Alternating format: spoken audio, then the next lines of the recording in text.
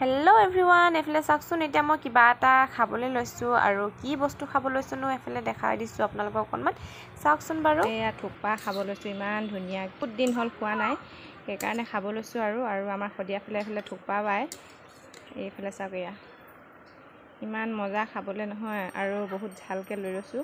আপোনালোকে যদি কেতিয়াবা শদিয়াৰ নহয়, যিসকল লোক শদিয়ালৈ আহিলে মানে এইফালে এইবিলাক থোপা খাব পাব দেই। এইফালে চাওক,